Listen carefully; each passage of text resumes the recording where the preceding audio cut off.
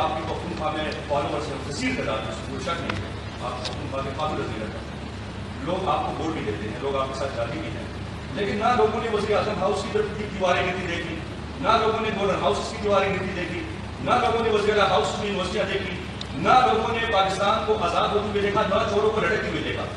اب آپ اگر دوبارہ لوگوں کو انگیج کر کے اسلام آباد پہ چڑھائی کرنے کے لیے جائیں گے تو کون سا نیا نعرہ ہے؟ اور ایک بات خان صاحب، آپ کی ٹیموں نے یوٹیوبرز اور کی بورڈ والیئر سے پاکستان فتح کرنے کی کوشش کی ماضی میں، پختونخوا کے ساتھیوں کو آپ لوگ بلا چکے تھے 3.5 سال وزیر اعظم کے دور میں۔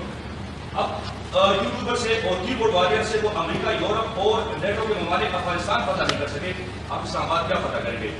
اور سر گلی گلی کوچے کوچے میں لوگ آرمی جنرلز کو گالیاں دے رہے ہیں۔ اب یہ تربیت کس نے دی؟ ٹویٹر پہ یہ کون لوگ ہیں؟ یہ پی ٹی آئی کے لوگ ہیں۔ آپ اپنے ورکر کو پاکستان کے اداروں میں خصوص آرمی اور جو عدلیہ ہے اس کے حوالے سے کیا پیغام دیں گے؟ جو آرمی جنرل کے حوالے سے یہ پیغام آپ نے کہا تھا کار میں پیغام پہنچا دیں، تو میرے خیال سے افغان تک پہنچ چکا ہے، گالیاں بڑھ رہی ہیں۔ تو آپ عوام توقع کر رہے ہیں کہ آپ اپنے ورکر کی تھوڑی سی تربیت کر رہے ہیں، آپ وہی بالکل آپ اپنی تحریک چلائیں، ان چوروں کے خلاف چلائیں، پاکستان کو فتح کریں، فتح کر کے دوبارہ آپ عوام کی خدمت کریں۔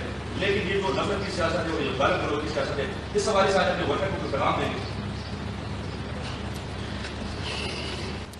میں اس کا بڑا سخت جواب دے سکتا ہوں، لیکن میں وہ نہیں دوں گا آپ کو۔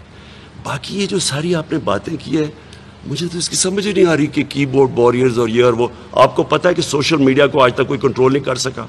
آپ کو اندازہ ہے، آپ ٹرینڈ چلائیں سوشل میڈیا پہ، آپ کوئی ٹرینڈ چلاتے ہیں، وہ اگر لوگ اس کو فالو نہیں کرتے وہ کل ختم ہو جاتی ہے، وہ اپنی آواز سامنے رکھ دیتا ہے، تو اس کو تو کوئی کنٹرول نہیں کر سکتا۔ یہ غلط فہمی جی آپ نفرتیں پھیلا رہے ہیں۔ نفرتیں میں پھیلانا چاہتا جو کل حالات تھے وہاں نفرتیں آپ نے تب دیکھنی تھی کیسے پھیلنی ہیں، جو آگے کل انتشار ہونا تھا۔